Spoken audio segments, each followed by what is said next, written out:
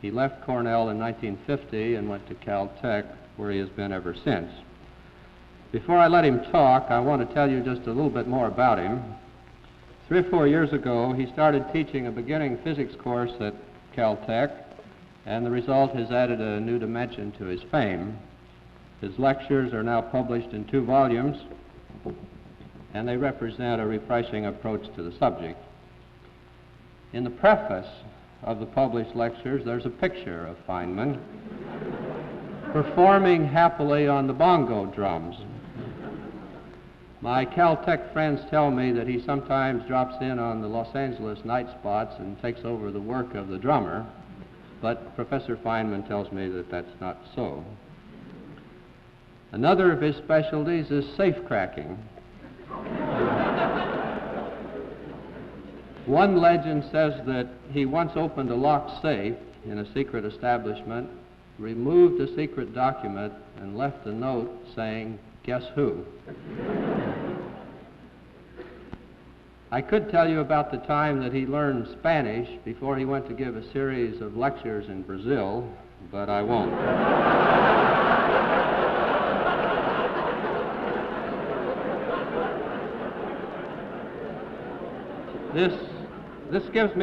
This gives you enough background, I think, so let me say that I'm delighted to welcome Professor Feynman back to Cornell. His general topic is the nature of physical law, and his topic for tonight is the law of gravitation, an example of physical law. Professor Feynman.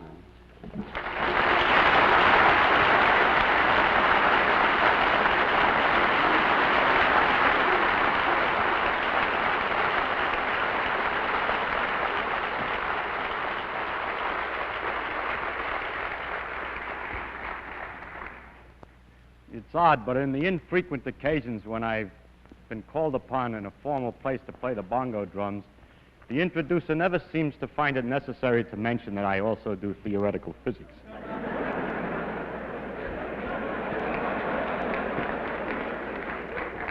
I believe that's probably that we respect the arts more than the sciences. The artists of the Renaissance said that man's main concern should be for man. And yet, there are some other things of interest in the world. Even the artists appreciate sunsets and the ocean waves and the march of the stars across the heavens. And there is some reason then to talk of other things sometimes. As we look into these things, we get an aesthetic pleasure from them directly on observation. But there's also a rhythm and a pattern between the phenomena of nature, which isn't apparent to the eye, but only to the eye of analysis. And it's these rhythms and patterns which we call physical laws. What I want to talk about in this series of lectures is the general characteristics of these physical laws. That's even another level, if you will, of higher generality over the laws themselves. And it's really, what I'm talking about is nature as seen as a result of detailed analysis. But only the most overall general qualities of nature is what I mainly wish to speak about. Now, such a topic has a tendency to become too philosophical because it becomes so general that a person talks in such generalities that everybody can understand him, and it's considered to be some deep philosophy. However, I would like to be rather more special, and I would like to be understood in an honest way rather than in a vague way to some extent. And so, if you don't mind, I'm going to try to give, instead of only the generalities, in this first lecture, an example of physical law, so that you have at least one example of the things about which I'm speaking generally. In this way, I can use this example again and again to give an instance to make a reality out of something which would otherwise be too abstract. Now, I've chosen for my special example of physical law to tell you about the theory of gravitation, or the phenomena of gravity. Why I chose gravity, I don't know. Whatever I chose, you would have asked the same question. Actually, it was one of the first great laws to be discovered, and it has an interesting history. You might say yes, but then it's old hat. I would like to hear something about science, more modern science. More recent perhaps, but not more modern.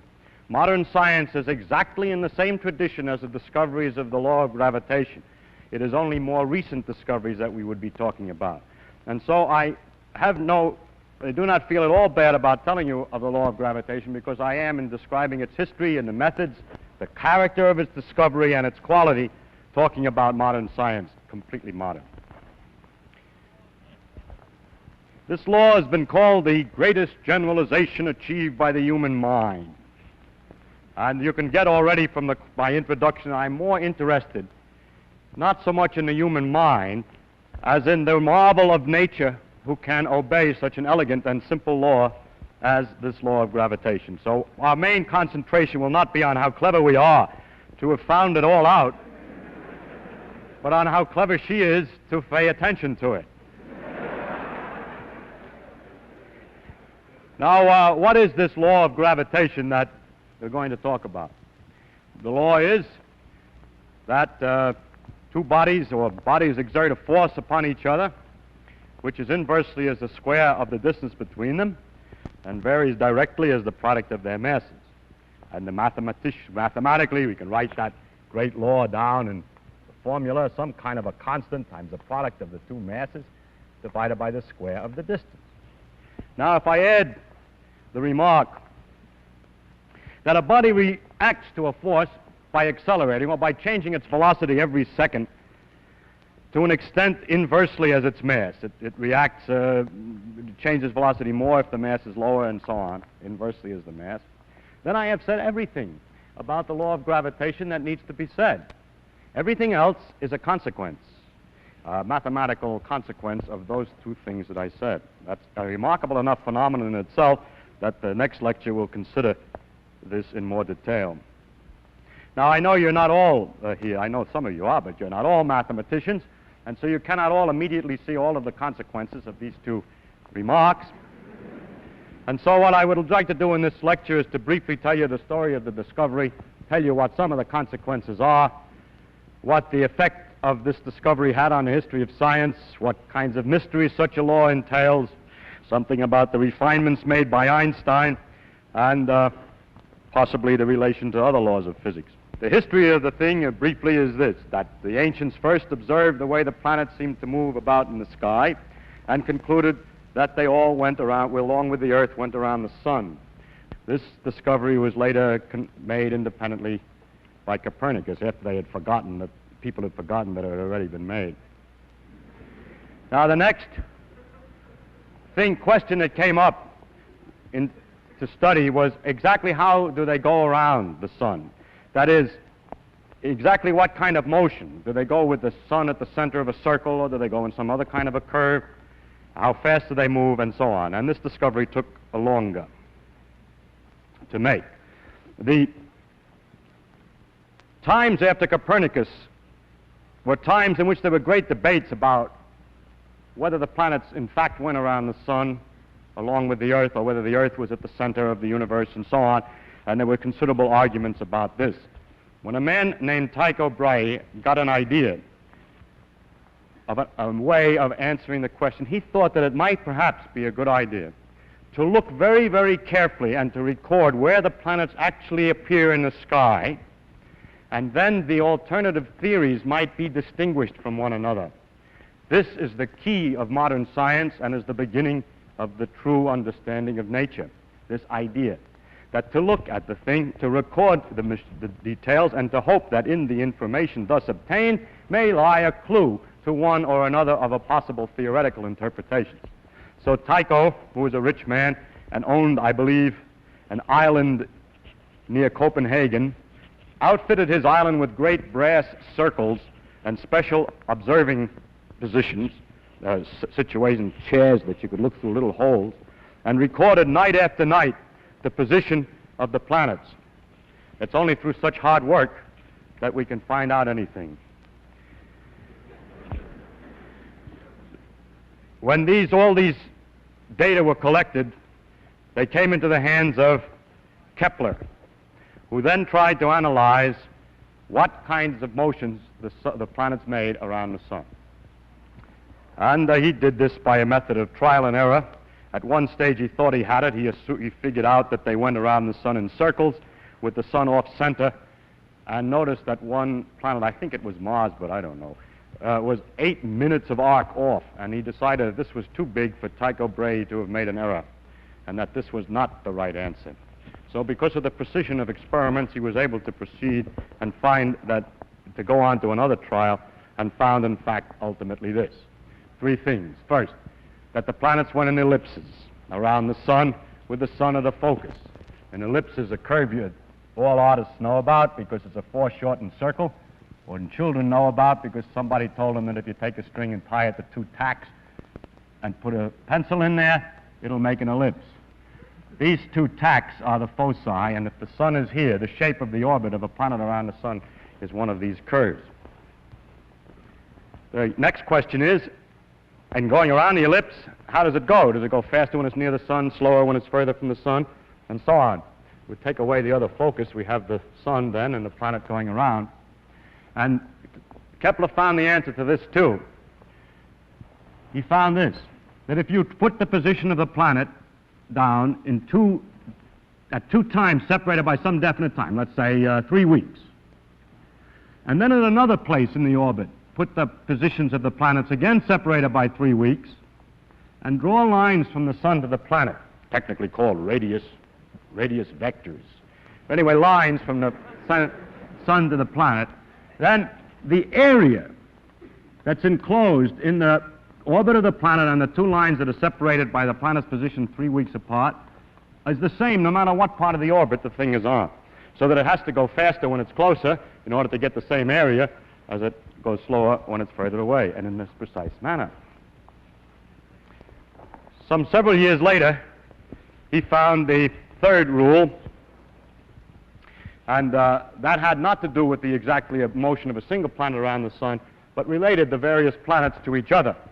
And it said that the times that it took the planet to go all the way around was related to the size of the orbit, and that the times went as the square root of the cube of the size of the orbit, and for the size of the orbit is the diameter all the way across the biggest distance on the ellipse.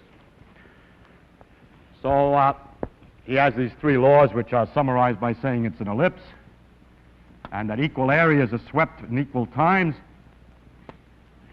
and that the time to go around varies as a 3/2 power of the size, the square root of the cube of the size. So there's 3 laws of Kepler, which is a very complete description of the motion of the planets around the sun. The next question was, what makes them go around? Well, how can we understand this in more detail? Or is there anything else to say? In the meantime, Galileo was investigating the laws of motion. Incidentally, at the time of Kepler, the problem of what drove the planets around the sun was answered by some people by saying that there were angels behind here beating their wings and pushing the planet along around orbit.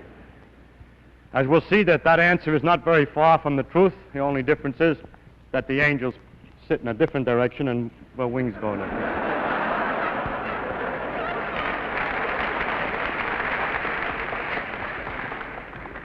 But the point that the angels sit in a different direction is the one that I must now come to.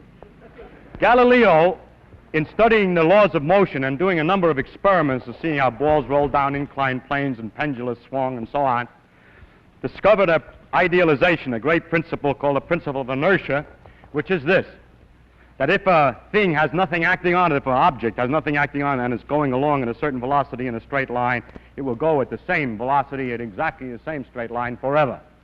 Unbelievable though that may sound to anybody who has tried to make a ball roll forever, the idealization is correct, and that if there were no influences acting, such as the friction on the floor and so on, the thing would go at a uniform speed forever. The next point was made by Newton, who discussed the next question, which is when it doesn't go in a straight line, then what? And he answered this way, that a force is needed to change the velocity in any manner. First, for instance, if you're pushing it in a direction that it moves, it will speed up. if you find that it changes direction, then the force must have been sideways. And that the force can be measured by the product of two effects. First, how much does the velocity change in a small interval of time? How fast is the velocity changing? How much is it accelerating in this direction, or how much is the velocity changing when it changes direction? That's called the acceleration. And when that's multiplied by a coefficient called the mass of an object, or its inertia coefficient, then that together is a force. One can measure for instance, if one has a stone on the end of a string and swings it in a circle over his head, then one can measure, when one finds one has to pull, the reason is that the speed of the velocity, the speed is not changing as it goes around the circle, but it's changing its direction, so there must be perpetually an in-pulling force, and this is proportional to the mass, so that if we were to take two different objects, first swing one, and then swing another one at the same speed around the head and measure the force in the second one, that second one, the new force is bigger than the other force in the proportion that the masses are different. This is a way of measuring the masses, by how hard it is to change the speed.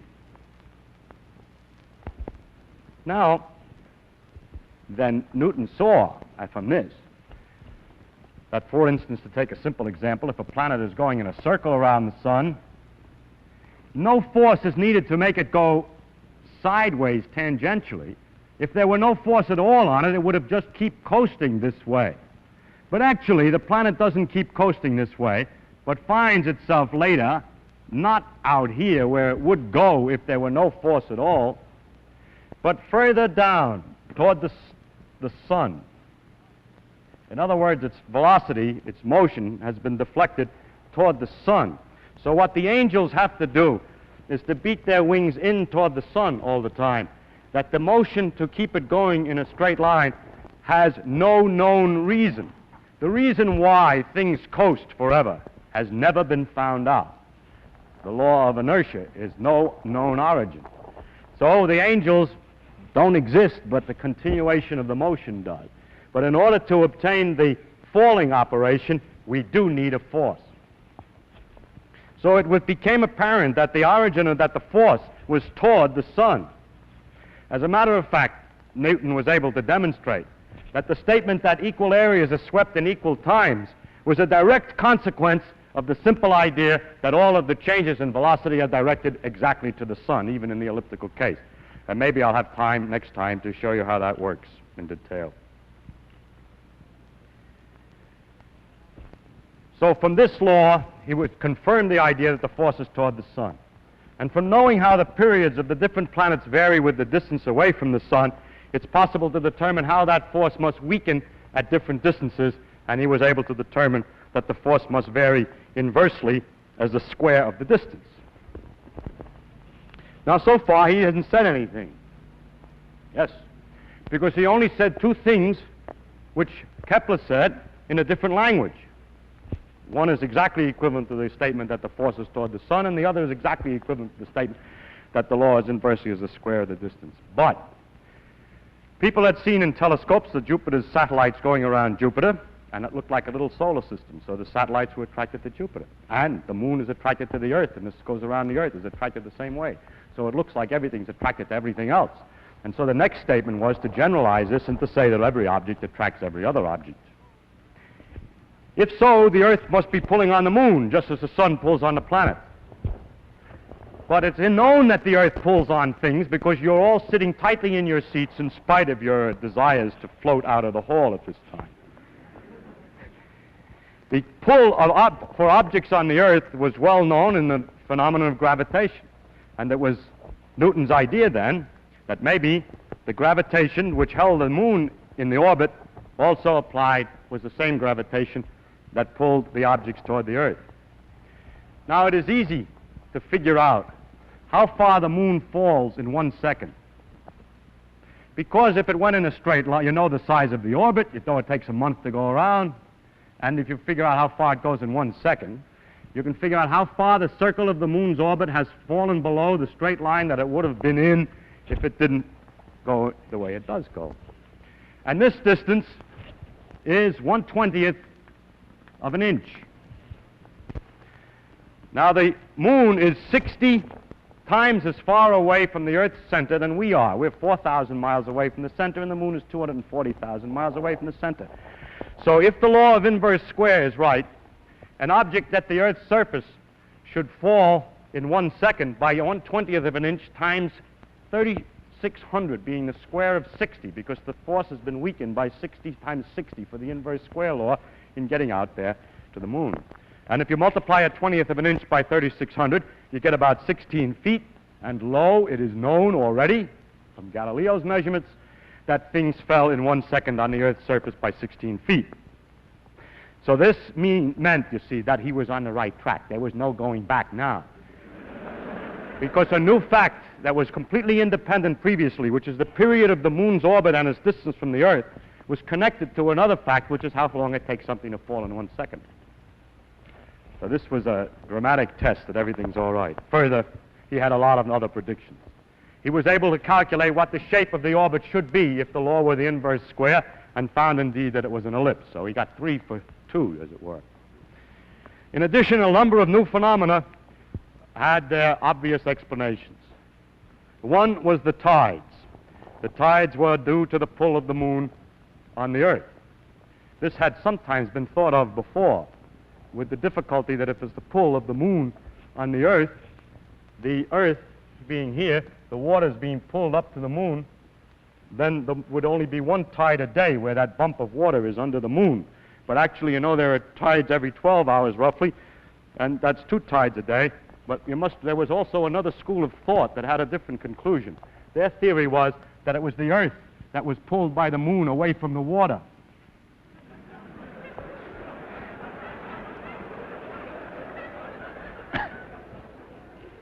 So actually, Newton was the first one to realize what actually was going on, that the force of the moon on the Earth and on the water is the same at the same distance, and that the water here is closer to the moon and the water here is further from the moon than the Earth, than the rigid Earth, so that the water is pulled more toward the moon here, and here is less toward the moon than the Earth, so that it's a combination of those 2 pictures that makes a double tide. Actually, the Earth does the same trick as the moon. It goes around a circle, really. I mean, the force of the moon on the Earth is balanced, but by what? By the fact that just like the moon goes in a circle to balance the Earth's force, the Earth is also going in a circle. Actually, the center of the circle is somewhere inside the Earth. It's also going in a circle to balance the moon. So the 2 of them go around a common center here. And if you wish, this water is thrown off by centrifugal force more than the Earth is, and this water is attracted more than the average of the Earth. At any rate, the tides were then explained, and the fact that there were 2 a day. A lot of other things became quite clear. Why the Earth is round, because everything gets pulled in. And why it isn't round, because it's spinning so that the outside gets thrown out a little bit and it balances. And why the sun and moon are round, and so on.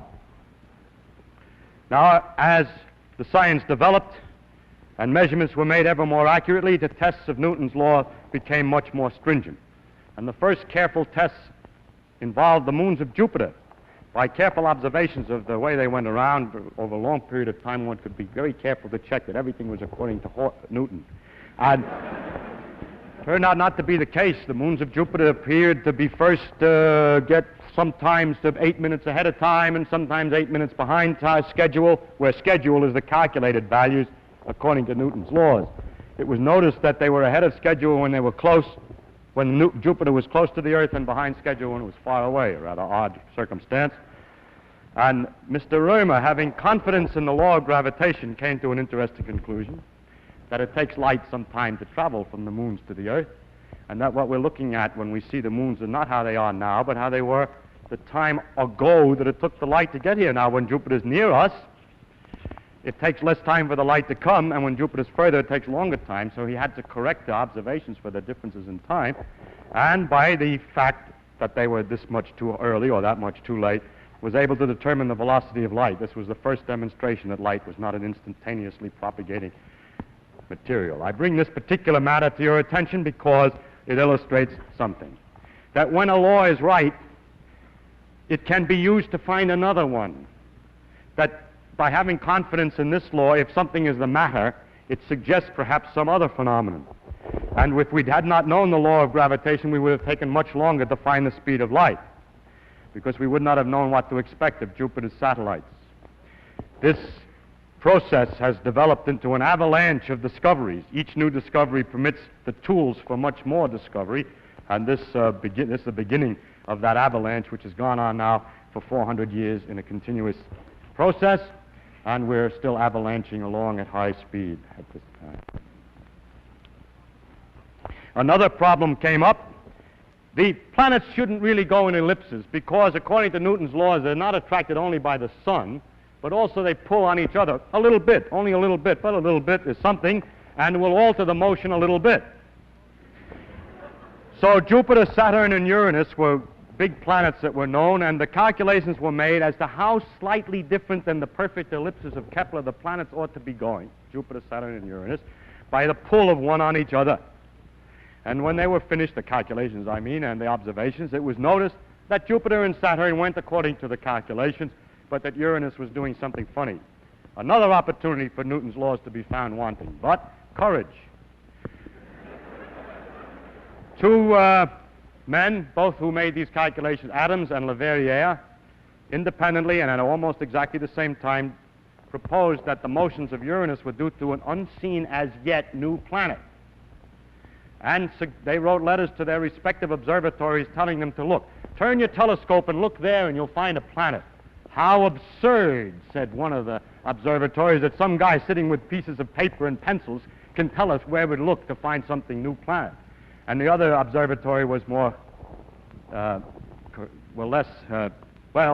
administration was different. And they found the Neptune.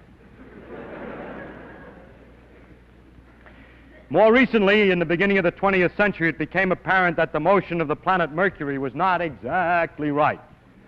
And this caused a lot of trouble and had no explanation until a modification of Newton's. This did show ultimately that Newton's laws were slightly off and that they had to be modified. I will not discuss the modification in detail. It was made by Einstein. Now the question is, how far does this law extend? Does it extend outside the solar system? And so I show on the first slide evidence that the law of gravitation is on a wider scale than just the solar system. Here is a series of 3 pictures of a so-called double star. There's a third star, fortunately, in the picture, so you can see that they're really turning around and that nobody just simply turned the frames of the pictures around, which is easy to do on astronomical pictures. But the stars are actually going around. And by watching these things and plotting the orbit, you see the orbit that they make on the next slide. It's evident that they're attracting each other and that they're going around in an ellipse. According to the way expected, these are a succession of pictures going for all these different periods of time. I think, yes, it goes around this way. They didn't see it well when it was too close, and here it is in 1905. My slide is very old. It's gone around maybe once more since. And you'll be happy except when you notice, if you have noticed already, that the center is not a focus of the ellipse, but it's quite a bit off. So something's the matter with the law. No. God hasn't presented us with this orbit face on. It's tilted at a funny angle. And if you take an ellipse and mark its focus and then hold the paper at an odd angle and look at it in projection, the focus doesn't have to be at the focus of the projected image. So it's because its orbit is tilted in space that it looks that way. It looks like it's not the right pattern. But it's all right, and you can figure everything out satisfactorily for that. How about a bigger distance? There's forces between the stars.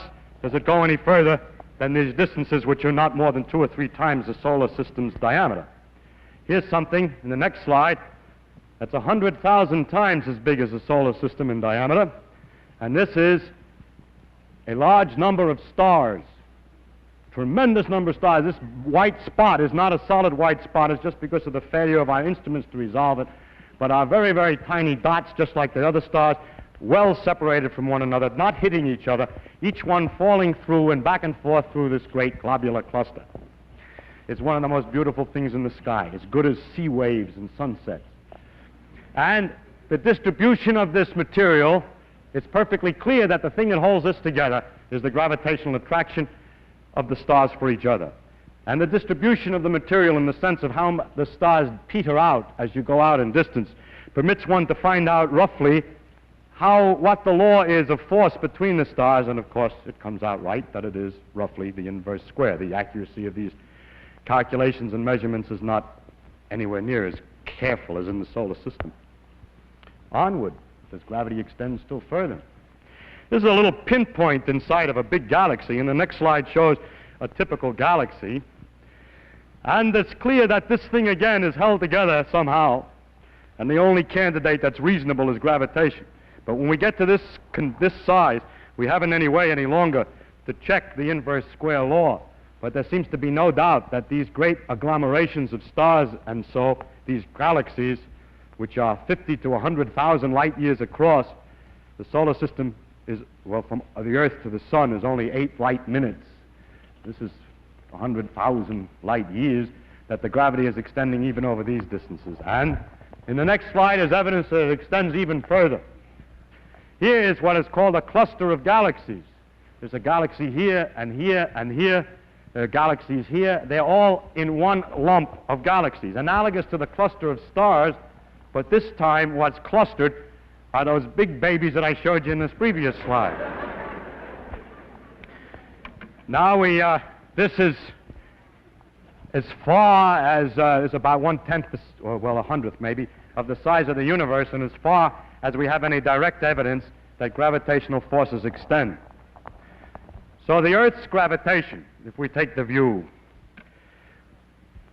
has no edge, as you may read in the newspapers when the planet gets outside the field of the gravitation. It keeps on going, ever weaker and weaker, inversely as the square of the distance, dividing by 4 each time you're twice as far away, until it mingles with the strong fields and gets lost in the confusion of the strong fields of other stars, but altogether with the stars in its neighborhood pulls the other stars to form the galaxy, and altogether they pull on other galaxies to make a pattern, a cluster of galaxies. So the Earth's gravitational field never ends, but peters out very slowly in a precise and careful law, probably to the edges of the universe.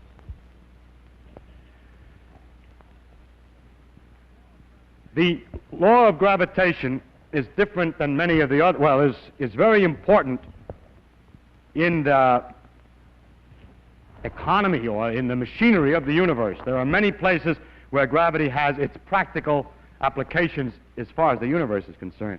But atypically, among all the other laws of physics, gravitation has relatively few practical applications. I mean, the new knowledge of the law, it has a lot of applications. It keeps people in their seats and so on.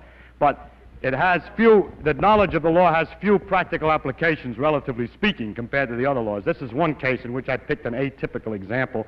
It is impossible, by the way, by picking one example of anything, to avoid picking one which is atypical in some sense. That's the wonder of the world. I mean, the only applications I could think of were first in some geophysical prospecting, in predicting the tides, nowadays more modernly in working out the motions of the satellites and planet probes and so on that we send up, and also modernly to calculate the predictions of the planet's position, which have great utility for astrologers to publish their predictions and horoscopes in the magazines. That's the strange world we live in, that all the advances in understanding are used only to continue the nonsense which has existed for 2,000 years. Now, that shows that gravitation extends to the great distances, but Newton said that everything attracted everything else. Do I attract you? Excuse me, do I attract you? I was going to say, excuse me, do I attract you physically? I didn't mean What I mean is, is it really true that two things attract each other? Can we make a direct test and not just wait for the planets and look at the planets to see if they attract each other? And this experiment, the direct test, was made by Cavendish on equipment which you see indicated on the next slide. If I got my slides right. Well, I made a mistake. I was talking about the importance of the gravitation. I was overwhelmed by my clever remark about astrologers and forgot to mention the important places where gravitation does have some real effect in the behavior of the universe. And one of the interesting ones is the formation of new stars. In this picture, which is a gaseous nebula inside our own galaxy, and there's not a lot of stars, but it's gas, there are places where the gas has been compressed or attracted to itself here. It starts perhaps by some kind of shock waves to get collected, but the remainder of the phenomenon is that gravitation pulls the cloud of gas closer and closer together. So big mobs of gas and dust collect and form balls, which as they fall still further, the heat generated by the falling lights them up and they become stars. And we have in the next slide some evidence of the creation of new stars. It is unfortunately harder to see than I thought it was when I looked at it before. But this is not exactly the same as this. This bump here is further out than here, and that this also has a new dot here. I have found better examples, but we're unable to produce a slide. There is one example of a star patch, a light that grew in a place within 200 days. So that when it was in the same kind of a condition of a gas cloud, when the gas collects too much together by gravitation, stars are born. And this is the beginning of new stars. So the stars belch out dirt and gases when they explode sometimes, and the dirt and gases then collect back again and make new stars. Sounds like perpetual motion. I now turn to the subject I meant to introduce, which was the experiments on the small scale to see whether things really attract each other. And I hope now that the next slide does indicate, this is the second try, yeah, Cavendish's experiment. The idea was to hang by a very, very fine quartz fiber a rod with two balls, and then put two large lead balls in the positions indicated here next to it on the side. Then, because of the attraction of the balls, there would be a slight twist of the fiber. It had to be done so delicately because the gravitational force between ordinary things is very, very tiny indeed. And there it was. And it was possible then to measure the force between these two balls. Cavendish called his experiment weighing the Earth. We're pedantic and careful today. We wouldn't let our students say that. We would have to say they're measuring the mass of the Earth. You know? But the reason he said that is the following. By a direct experiment, he was able to measure the force and the two masses and the distance, and thus determine the gravitational constant. You say, yes, but we have the same situation on the Earth. We know what the pull is, and we know what the mass of the object pulled is, and we know how far away we are, but we don't know either the mass of the Earth or the constant, but only the combination. So by measuring the constant and knowing the facts about the pull of the Earth, the mass of the Earth could be determined. So indirectly, this experiment was the first determination of how heavy or how massive is the ball on which we stand. It's a kind of an amazing achievement to find that out, and I think that's why Cavendish named his experiment that way instead of determining the constant in the gravitational equation. Weighing the Earth. Oh. He incidentally was weighing the sun and everything else at the same time, because the pull of the sun is known in the same manner.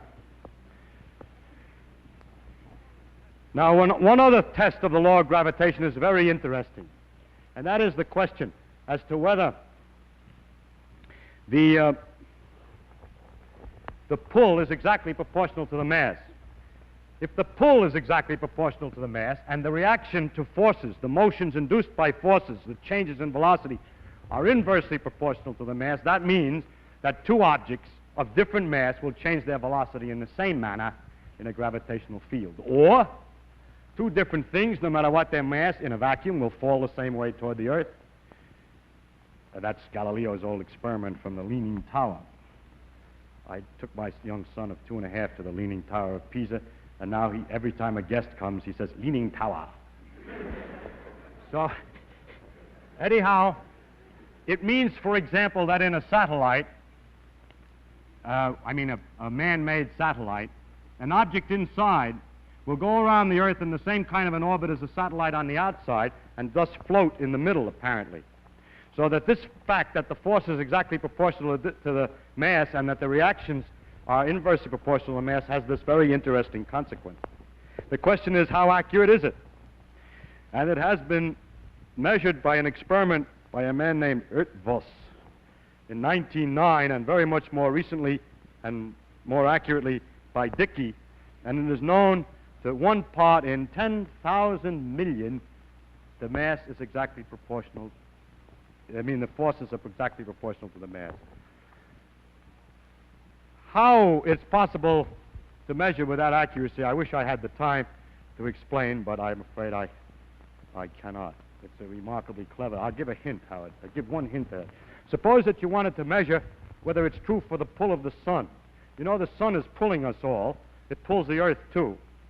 But suppose you wanted to know whether you had a piece of lead here and a piece of copper here, or polyethylene and lead. It was first done with sandalwood. Now it's done with polyethylene. Whether the pull is exactly proportional to the inertia. The earth is going around the sun, so these things are thrown out by inertia, and they're thrown out to the extent that these two objects have inertia. But they're attracted to the sun to the extent that they have mass in the attraction law. So if they're attracted to the sun in a different proportion than they're thrown out by inertia, one will be pulled toward the sun and the other away. And so hanging on another one of those Cavendish quartz fibers, the thing will twist toward the sun. It doesn't twist to this accuracy, so we know that the sun's attraction for these two objects is exactly proportional to their centrifugal effect, which is inertia. So the force of attraction on an object is exactly proportional to its coefficient of inertia. In other words, its mass. I should say something about the relation of gravitation to other forces, to other parts of nature, other phenomena in nature, and I'll have more to say of a general quality later. But there is one thing that's particularly interesting, and that is that the inverse square law appears again. It appears in the electrical laws, for instance, that electricity also exerts forces inversely as the square of the distance, this time between charges. And one thinks perhaps the inverse square of the distance has some deep significance. Maybe gravity and electricity are different aspects of the same thing. No one has ever succeeded in making gravity and electricity different aspects of the same thing. Today, our theories of physics, the laws of physics, are a multitude of different parts and pieces that don't fit together very well. We don't understand the one exactly in terms of the other. We don't have one structure from which all is deduced. We have several pieces that don't quite fit exactly yet. And that's the reason why in these lectures, instead of having the ability to tell you what the law of physics is, I have to talk about the things that are common to the various laws, because we don't know, we don't understand the connection between them. But what's very strange is that there are certain things that are the same in both. But now let's look again at the law of electricity. The law goes inversely as the square of the distance. But the thing that is remarkable is the tremendous difference in the strength of the electrical and gravitational laws. People who want to make electricity and gravitation out of the same thing will find that electricity is so much more powerful than gravity that it's hard to believe they could both have the same origin. Now, how can I say one thing is more powerful than another? It depends upon how much charge you have and how much mass you have. I'm certainly, you can't talk about how strong gravity is by saying I take a lump of such and such a size, because you chose the size. If we try to get something that nature produces her own pure number that has nothing to do with inches or years or anything to do with our own dimensions, we can do it this way. If we take the fundamental particles, such as an electron, any different ones will give different numbers, but to get an idea of the number, take electrons. 2 electrons, a fundamental particle. It's an object. It's not something I don't have to tell you what units I measure in. It's 2 particles that are fundamental particles. And they repel each other inversely as the square of the distance due to electricity. And they attract each other inversely as the square of the distance due to gravitation. Question: what is the ratio of the gravitational force to the electrical force? And that is illustrated on the next slide. The ratio of the gravitational attraction to the electrical repulsion is given by a number with 42 digits, and goes off here. This is written very carefully out, so that's 42 digits. Now, therein lies a very deep mystery. Where could such a tremendous number come from? That means if you ever had a theory from which both of these things are to come, how could they come in such disproportion? From what equation has a solution which has, for one, 2 kinds of forces, an attraction and a repulsion, with that fantastic ratio? People have looked for such a large ratio in other places. They're looking for a large number. They hope, for example, that there's another large number. And if you want a large number, why not take the diameter of the universe to the diameter of a proton. Amazingly enough, it also is a number with 42 digits. And so an interesting proposal is made that this ratio is the same as the ratio of the size of the universe to the diameter of a proton. But the universe is expanding with time, and that would mean the gravitational constant is changing with time. And although that's a possibility, there's no evidence to indicate that it's in fact true, and there are several difficulties, partial indications that it doesn't, that the gravitational constant has not changed in that way. So this tremendous number remains a mystery. I must say, to finish about the theory of gravitation, two more things. One is that Einstein had to modify the laws of gravitation in accordance to with his principles of relativity. The first was, one of the principles was that effects cannot occur instantaneously, while Newton's theory said that the force was instantaneous. He has to modify Newton's laws. They have very small effects, these modifications. One of them is all masses fall. Light has energy, and energy is equivalent to mass, so light should fall, and that should mean that light going near the sun is deflected. It is. And also the force of gravitation is slightly modified in his theory, so that the laws slightly change, very, very slightly, and it is just the right amount to account for the slight discrepancy that was found in the movement of Mercury. Finally, with connection to the laws of physics on a small scale, we have found that the behavior of matter on a small scale obeys laws so different, very different than things on a large scale. And so the question is, well, how does gravity look on a small scale? What is called the quantum theory of gravity? There is no quantum theory of gravity today. People have not succeeded completely in making a theory which is consistent with the uncertainty principles and the quantum mechanical principles. I'll discuss these principles in another lecture. Now, finally, you will say to me, yes, you told us what happens, but what is this gravity? Where does it come from, and what is it? Do you mean to tell me that the planet looks at the sun, sees how far it is, takes the inverse of the square of the distance, and then decides to move in accordance with that law and move? In other words, although I've stated a mathematical law, I haven't given you no clue as to the mechanism. I will discuss the possibility of doing this in the next lecture, which is the relation of mathematics to physics. But finally, in this lecture, I would like to remind, just at the end here, to emphasize some characteristics that the gravity has in common with the other laws that we have mentioned as we passed along. The first is that it's mathematical in its expression. The others are that way too. We'll discuss that next time. Second, it's not exact. Einstein had to modify it. We know it isn't quite right yet because they have to put the quantum theory in. That's the same with all our other laws. They're not exact. There's always an edge of mystery. There's always a place that we have some fiddling around to do yet. That, of course, is not a property, probably not a property. It may or may not be a property of nature, but it certainly is common with all the laws as we know them today. It may be only a lack of knowledge. But the most impressive fact is that gravity is simple. It is simple to state the principle completely and have not left any vagueness for anybody to change the ideas about. It's simple, and therefore it's beautiful. It's simple in its pattern. I don't mean it's simple in its action. The motions of the various planets and the perturbations of one on another can be quite complicated to work out. Or to follow how all those stars in the globular cluster move is quite beyond our ability. It's complicated in its actions, but not in the basic pattern or the system underneath the whole thing, as that's a simple thing. That's common in all our laws. They all turn out to be simple things, although complex in their actual actions. Finally comes the universality of the gravitational law, the fact that it extends over such enormous distances. That Newton, in his mind worrying about the solar system, was able to predict what would happen in an experiment of Cavendish, where Cavendish's little model of the solar system, the two balls attracting, has to be expanded 10 million times to become the solar system. And then 10 million times expanded once again, and we find the galaxies attracting each other by exactly the same law. Nature uses only the longest threads to weave her patterns. so that each small piece of her fabric reveals the organization of the entire tapestry. Thank you.